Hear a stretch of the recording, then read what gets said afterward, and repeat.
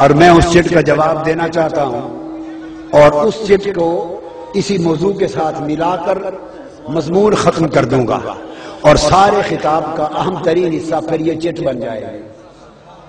میں نے چونکہ کہا نا کہ اس نے نہ بندگی میں حضور کا کوئی مثل بنایا نہ محبوبیت میں کوئی مثل بنایا، تو اس پر یہ چٹ آ گئی ہے کہ اگر ایسی ہے بات تو علامہ صاحب قل انما انا بشر مثلکم کی تفصیل بتا دیں پھر کہ اللہ نے فرمایا نا انما انا بشر مثلکم کہ تمہارے جیسا، قل فرما دیجئے محض، تو اس کی تفصیل بتا دیں۔ تو چلو اب موضوع کو تھوڑا سا اس گلی میں ڈال دیتے ہیں، ہمارا کیا ہے ذرا اس گلی کا بھی یہ بشر مثلکم بیٹے سنیں، بشر مثلکم کی گلی کا چکر لگا لیتے ہیں اور پھر آپ کو سلام کر کے ہم واپس چلے جائیں گے۔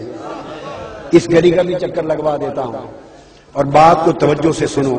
یہ جو موضوع انما انا بشر مثلکم، یہ آیت کریمہ اس کے اندر اتنے معارف ہیں، اتنے معارف اور لطائف ہیں کہ شاید 2 گھنٹے کے 10 خطاب بھی کروں تو صرف انما انا بشر مثلکم کی تفسیر مکمل نہیں ہوگی۔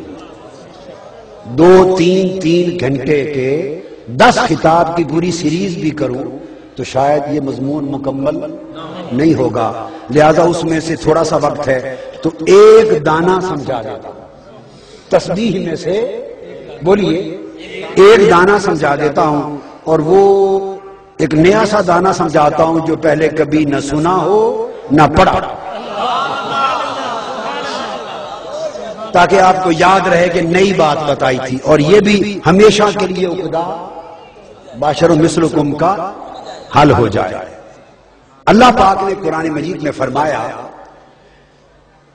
انی خالق بشرا من صلصال من حمأ مسنون۔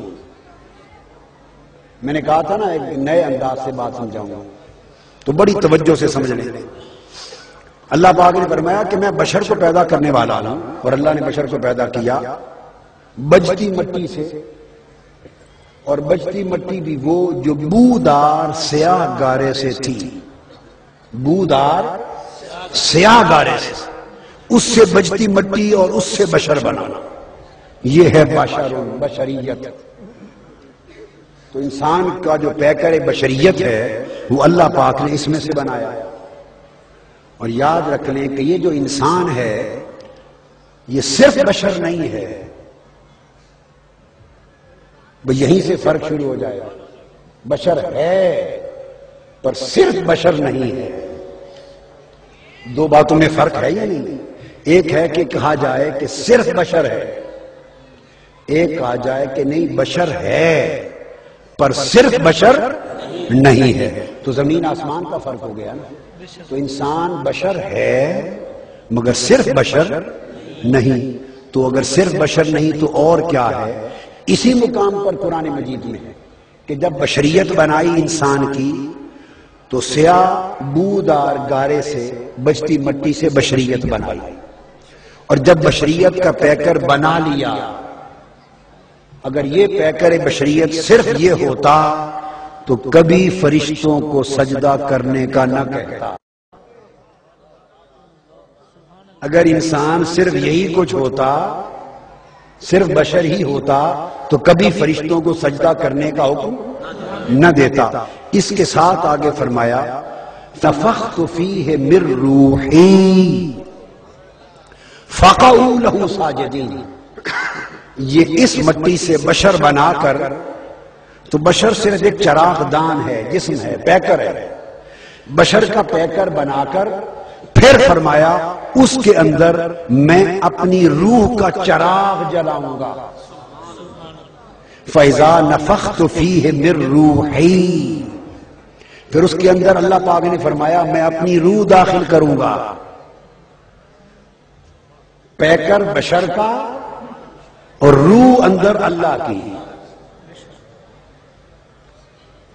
جسم پیکر بشریت کا اور اندر روح، نفخت فیہ من روحی، اپنی روح داخل کروں گا، پھونکوں گا۔ اب اللہ تو روح سے پاک ہے، تو مراد اس سے یہ ہے کہ اپنے نور کا چراغ روشن کروں گا۔ اپنے نور کا اور اپنی صفات کا چراغ روشن کروں گا. تو اللہ نے بشریت کا پیکر بنا کر اندر اپنے نور کا چراغ جلا دیا. نفخت فیہ من روحی، جب اللہ نے اپنے نور کا اپنی صفات کا جب چراغ جلا دیا تو تب فرمایا فقعوا لہ ساجدین، اب اس کو سجدہ کرو. تو گویا سجدہ کرنے والوں نے تو جس کو سجدہ ہوا وہ تو اللہ کی ذات کے لیے حکم تھا، مگر اب تعظیم کا سجدہ جب آدم علیہ السلام کو ہوا تو ان کے دو رخ تھے. ظاہر میں وہ بشر تھے جو اللہ پاک نے فرمایا پیکر جس سے بنایا تھا، ظاہر میں بشریت تھی، اور اس بشریت کے پیکر کے اندر باطن میں نور حق جل رہا.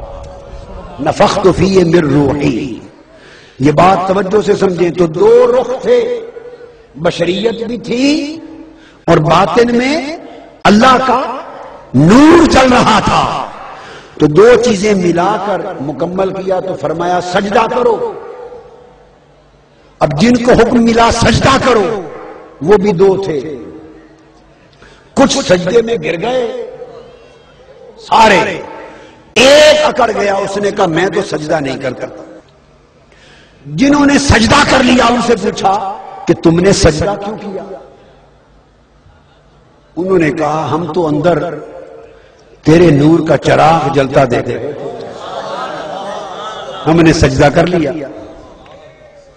اور جس ایک نے سجدہ نہ کیا اس سے پوچھا بھئی میرا حکم تھا تو نے سجدہ کیوں نہیں کیا؟ اس نے جواب دیا قرآن ہے قرآن. اس نے کہا لم اکن اسجد لبشر، اس نے کہا میں اس بشر کو سجدہ کیوں کروں؟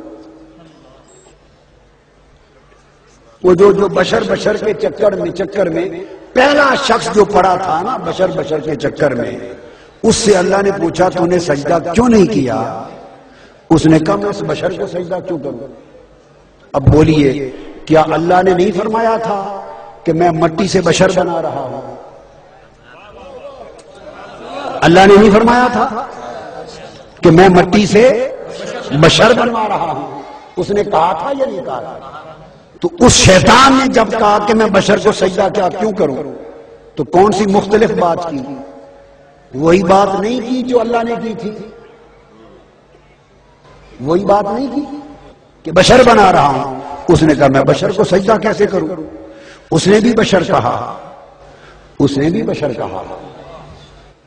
لیکن اس کو دھر لیا گیا. فرمایا لعنتی خارج ہوگا، مردود بن کر میری بارگاہ سے خارج ہو جا.